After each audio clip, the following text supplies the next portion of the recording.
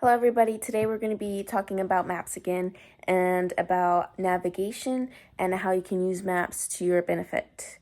We're going to be reading an article and the link to the article will be in the description of this video. The Ultimate Beginner's Guide to Reading a Map by Ryan Cashman. Reading a map should be required learning for every person on this earth. It doesn't matter if you are an avid backpacker or an average commuter. Having the ability to read a map is not only liberating in terms of knowledge and reduces your reliance on technology, but could save your life in certain situations. So, while it may seem like a daunting task, understanding what maps are and how to use them is the key to successful navigation. Here's the thing about maps. They are often more accurate and more reliable than a GPS device. Whether it's a separate battery-powered device or the GPS on your phone, sooner or later batteries will die and signal will be lost, leaving you without a paddle. Having a map as your primary navigation device, not as a backup, will save you several headaches and keep you alive, especially if you get lost in the woods. We're here to give beginners a step-by-step guide as to how to choose and read a map for your given situation. We go over map varieties, how to use the legend, understanding grid references and scale, and just what the heck all the squiggly lines mean. Keep in mind, these are just basics. You need to get started on your longer journey to becoming a great map reader. Choose the right map. Everything begins with choosing the right map for your traveling situation. There are several different types of maps, but the ones beginners are most likely to encounter are road, topographic, and tourist maps. Let's face it, the vast majority of people use maps to find their way from one house to another. This is where road maps come into play. Looking exactly as they sound, road maps give you detailed views of all the roads in a specific area and in varying degrees of scale and scope. They are the perfect tool for road trip navigation, though you are definitely going to need a navigator riding shotgun to read it. This is the topographical map, which is the best for those who are going hiking off the beaten path. These maps give incredibly detailed information about the landscape, including changes in elevation, roads, rivers, swamps, and distances between points. These are the trickiest maps for beginners to read thanks to all the squiggly elevations lines on the page. But we'll be getting to how to read those a little later. Then there is a tourist map. These are small, highly detailed maps of well-known tourist locations such as cities like New York, London, or Paris. The maps give you information on streets, attractions, hotels, and restaurants, and the given location. You can buy tourist maps online, but they're also usually available at local shops, chambers of commerce, and hotels and hostels. Understand the legend. Once you've chosen the perfect map for your situation, you will need to observe the legend. Also known as the key, these are usually represented by a small box on the side of the map that includes a series of symbols. These symbols are used to reference certain elements on the map. Map makers have also used symbology to represent aspects of their maps for centuries. Today, most of what you'll find are indicators for roads represented by a solid line, borders represented by dashed lines, and demarcations for certain important buildings like post offices or schools.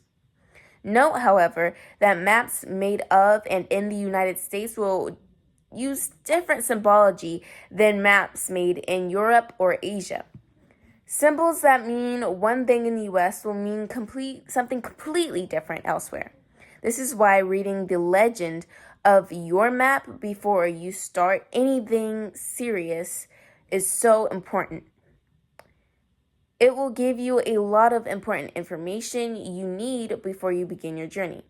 Here are some other symbols you will find on legends. Demarcations for campsites, usually in the form of a tent or a caravan. A picnic table for an eating area. Two crossed pickaxes marking a quarry. Wetland grasses for swamps, and solid red line for primary highway. These are regulated and created by the U.S. Geological Survey from the Department of the Interior. Title and grid references. The title of a map is straightforward but important. It tends to be located along the upper border of the map and provides the reader with a clear description of the area that has been mapped. For example, a tourist map could be titled Historic City Center of Florence, Italy. Or a topographic map could be titled something like Baxter State Park. More importantly than the title, however, is understanding the map's grid, because this is actually going to help you figure out where you are. All maps in the United States use an alphanumeric system based on the national grid. A grid reference is broken up into multiple digits. The more digits a reference has, the greater the accuracy of location. For example, a 10-digit grid reference will locate you to within the precision point of a 1 meter box. Though grid references can be a little tricky to read at first, following this basic rule will help. Always read to the right then upwards when using a map. If a location reference reads something like 2410, read right to the grid line 24, then up to the grid line 10. This grid referencing at its most basic, allowing you to locate yourself within the area roughly to the size of a small neighborhood. Knowing this will get you started in the sometimes lengthy process of locating yourself on a map. A matter of scale. Maps have to be drawn to using a method of scale. Otherwise, they would be enormous. Imagine a life-sized map of Mount Washington in New Hampshire. The New England parlance, that'd be a wicked big map. Because of this fact, cartographers have long used scale to help distill maps into a reasonable size. The scale is defined as a series of numbers which ratio the size of the map to its actual size of the area being mapped. Here's an example.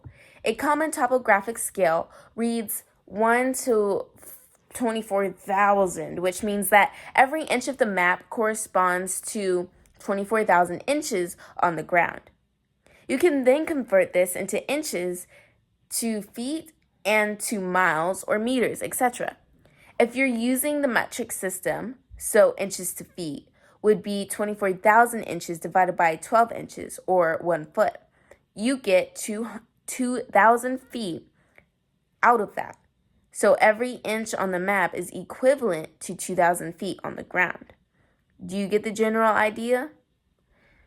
The scale ratio depends upon the size of the map itself and how much area is being covered. For example, a 1 to 1 million scale map would be for something like a country, where the 1 to 24,000 scale would be for a regional area, and a 1 to 10,000 would be for a very detailed close-up map, say a specific mountain. Of course, you will have to do math in order to get the proper coordinates out of a scaled map.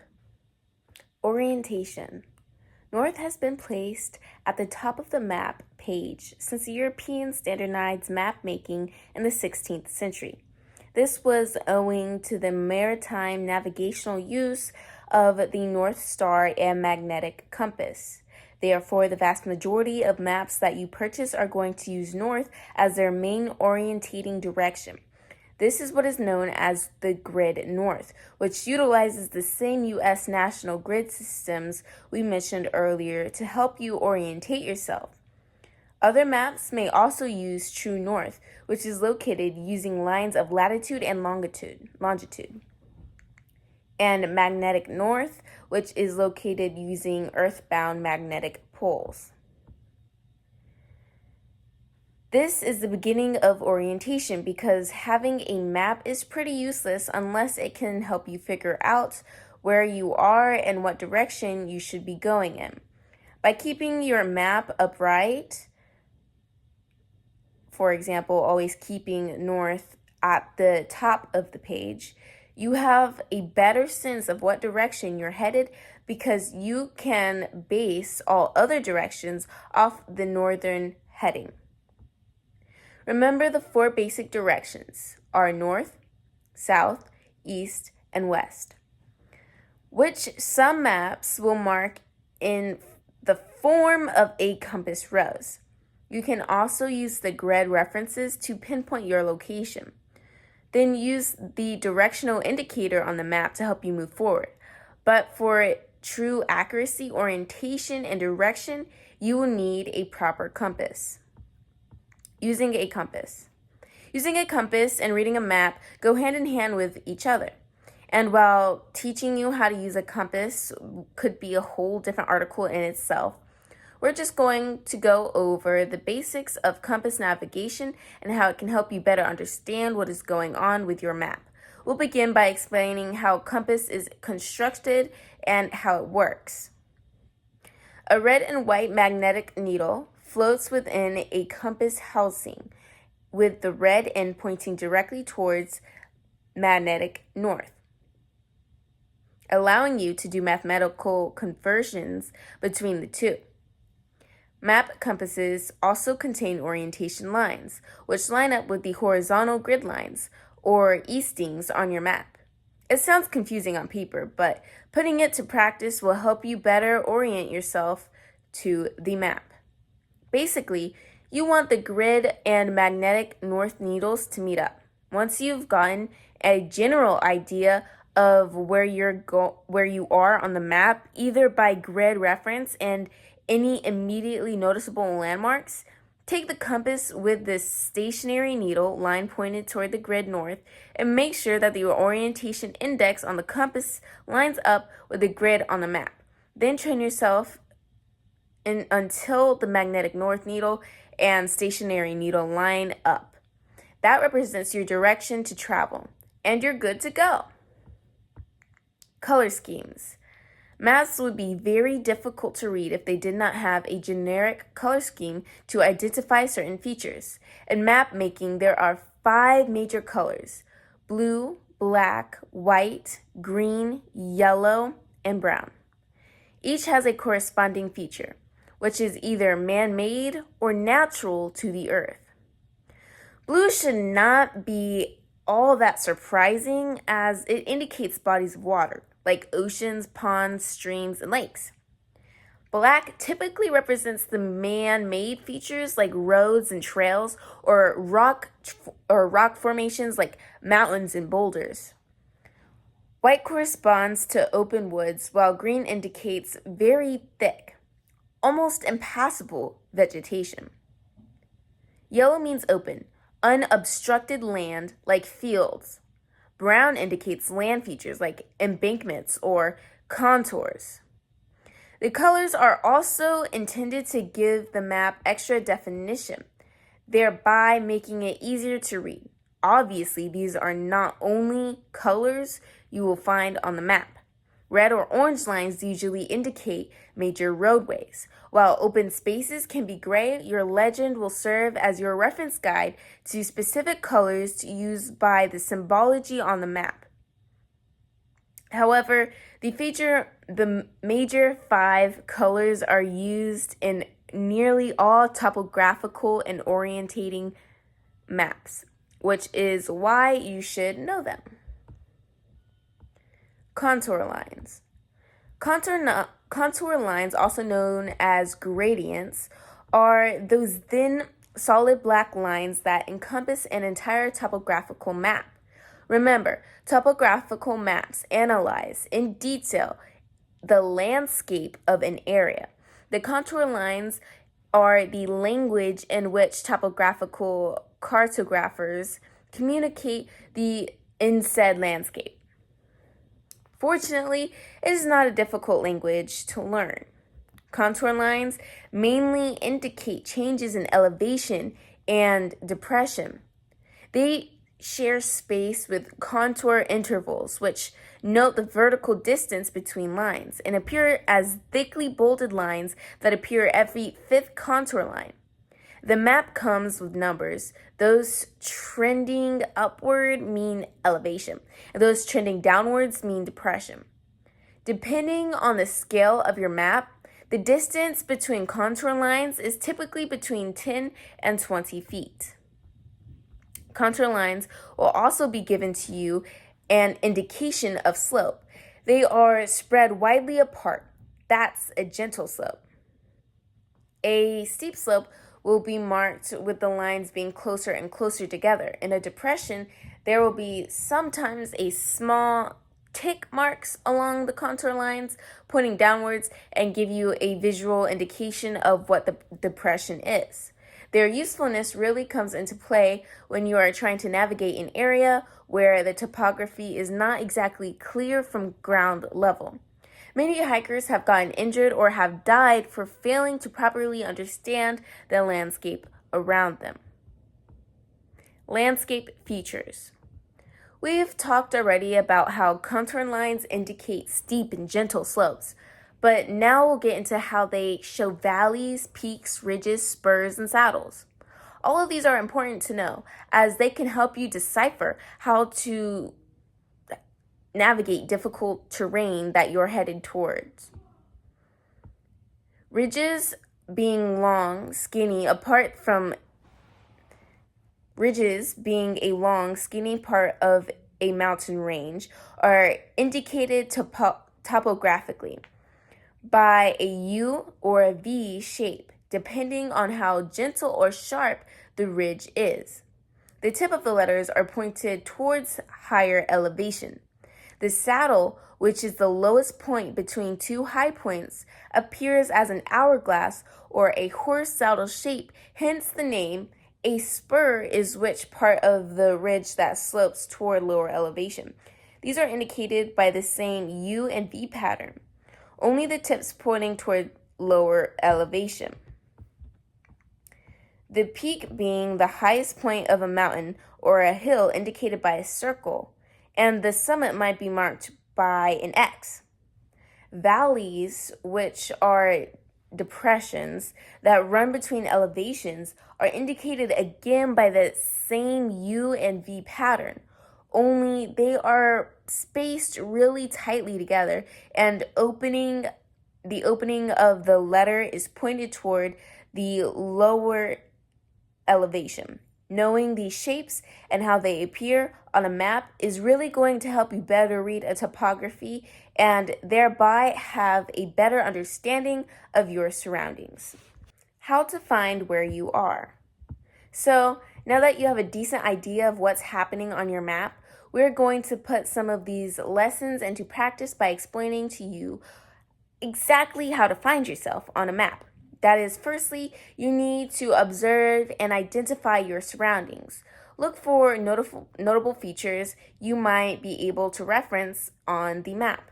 These could be bodies of water, hills, towns, monuments, or other defining features that might be indicated in the legend. For example, a map of Mount Greylock in Massachusetts will show the Veterans War Memorial Tower. Places like this are great starting off points for finding yourself. Once you have a general idea of where you are, it is time to make your grid reference. Remember, read to the right, then up to 0, and as best you can on your location.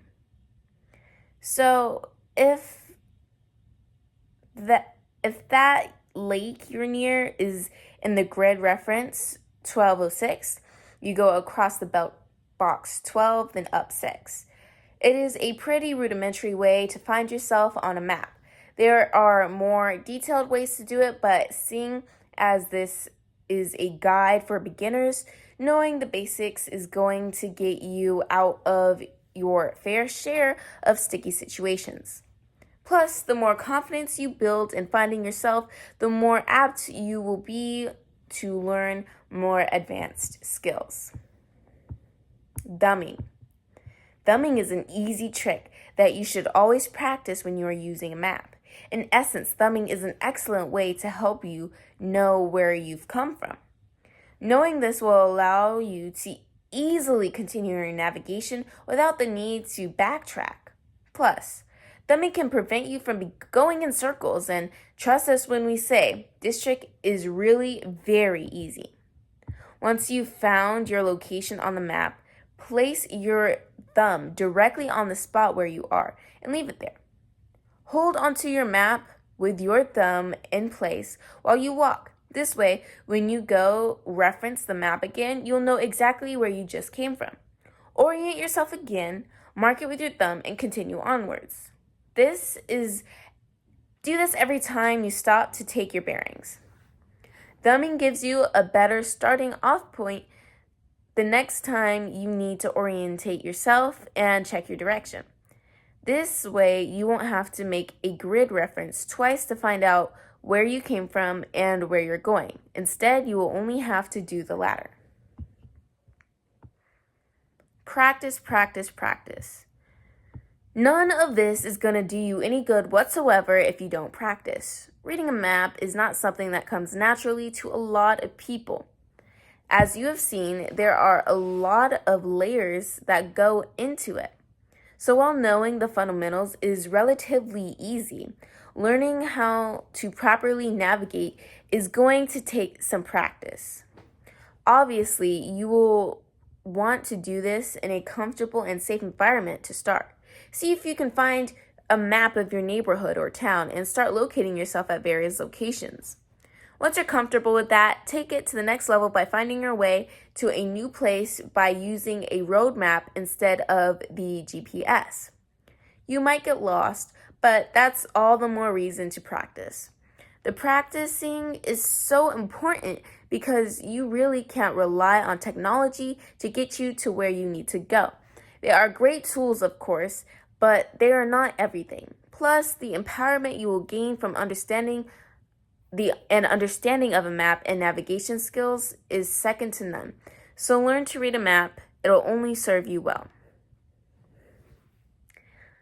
Alright guys, thank you for watching this video. Don't forget to subscribe and hit that like button. The link to this article will be in the description. And I'll see you in the next one. Bye!